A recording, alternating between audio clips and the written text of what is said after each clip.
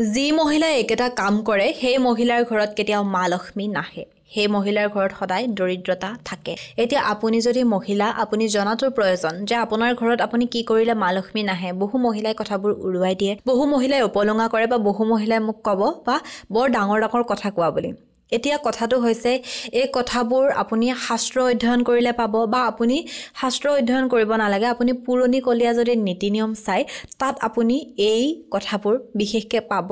এতিয়া বহু মহিলা এনেকুৱা আছে যদি শাহুৱেকে কৈছে বোৱাৰী এটো নকৰিবা এটো কৰিব নাপায় বোৱাৰীজনীয়ে কথাটো নুশুনে উলুটাই কৈ দিব বা কৰিবই মানে শাহুৱেকে মানা কৰিছে গতিকে কৰিবই তেনেকুৱা ধৰণৰ হয়গৈ কিন্তু কৰিব মানা কৰা কামটো নকৰিব কাৰণ সেই কামবোৰ কিন্তু আগৰ দিনত তেওঁলোকে কৰা নাছিল আৰু তেওঁলোকৰ জীৱনত ইমান বেছি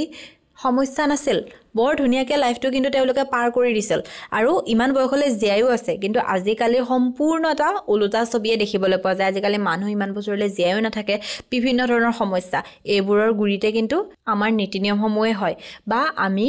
পালন নকৰা কামবোৰে হয় এতিয়া মই আজি আপোনালোকক কম মহিলাসকলৰ ঘৰত দৰিদ্ৰতা কিয় থাকে লক্ষ্মী কিয় নাথাকে আপুনি যদি আপোনাৰ ইউটিউব ফেসবুক অথবা ইনষ্টা লিগেল আৰু অৰ্গেনিকভাৱে গ্ৰোথ কৰিব বিচাৰে আমাৰ লগত যোগাযোগ কৰিব আপুনি আমাৰ পৰা legal views legal subscriber legal followers এই সকলোবোৰ লিগেল আৰু অৰ্গেনিকভাৱে ল'ব পাৰিব আমাৰ হোৱাটছএপ নাম্বাৰ 9864808721 এই নম্বৰত আপুনি হোৱাটছএপ কৰিব আপোনাৰ ক্ৰাইটেৰিয়াখিনি জনাই দিব আৰু আপোনাক আমাৰ তৰফৰ পৰা ফোন কৰা হ'ব এতিয়া মই আপোনালোকক কম যে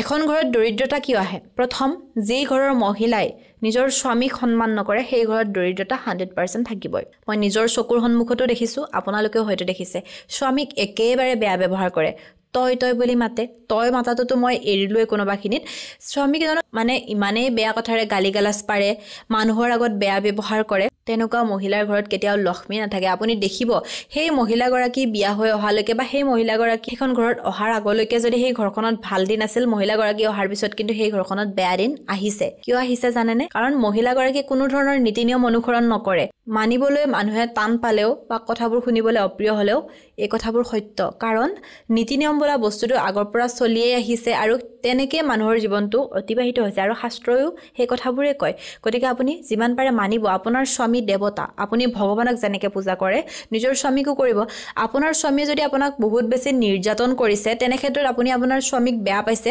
সেইটো বাৰু মানিব পাৰি কিন্তু আপোনাৰ স্বামীয়ে ধৰক আপোনাক বেয়া ব্যৱহাৰ নকৰে আপোনাক ভাল ব্যৱহাৰ কৰে তেনে ক্ষেত্ৰতো আপুনি স্বামীৰ ধৰক আৰ্থিক অৱস্থাটো বেয়া টকা পইচা কম সেই কাৰণে আপুনি তেখেতক বেয়া ব্যৱহাৰ কৰে উপলুঙা কৰে বা মানুহৰ আগত যেনেকৈ তেনেকৈ কৈ দিয়ে বেয়া ব্যৱহাৰ কৰে আপোনাৰ ঘৰত কেতিয়াও মা লক্ষ্মী নাথাকে আপুনি সদায় দৰিদ্ৰতাত ভুগিবই লাগিব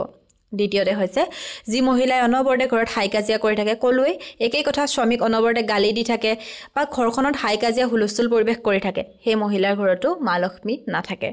তৃতীয়তে হৈছে যি মহিলাই নিজৰ শাহু শহুৰ বা ঘৰলৈ অহা আলহী অতিথিক সন্মান নকৰে সেই ঘৰতো মা লক্ষ্মী নাথাকে গতিকে গোটেইখিনি কথা ইয়াতে সীমাবদ্ধ থাকে যে যিখন ঘৰত শান্তি থাকিব সম্প্ৰীতি থাকিব মৰম চেনেহ থাকিব সেই ঘৰতহে মা লক্ষ্মী থাকিব তাকেই নকৰি যদি আপুনি হাই হুলস্থুল গণ্ডগোল কৰি থাকে আপোনাৰ ঘৰত কেতিয়াও মা লক্ষ্মী নাথাকে তাৰ হলনি আপোনাৰ ঘৰত দৰিদ্ৰতা থাকিব এতিয়া আপুনি আপোনাৰ ঘৰখনত দৰিদ্ৰতাক আদৰণি জনাব নে মা লক্ষ্মীক আদৰণি জনাব এই গোটেইখিনি কথা কিন্তু কেৱল আপোনাৰ ওপৰতে নিৰ্ভৰ কৰে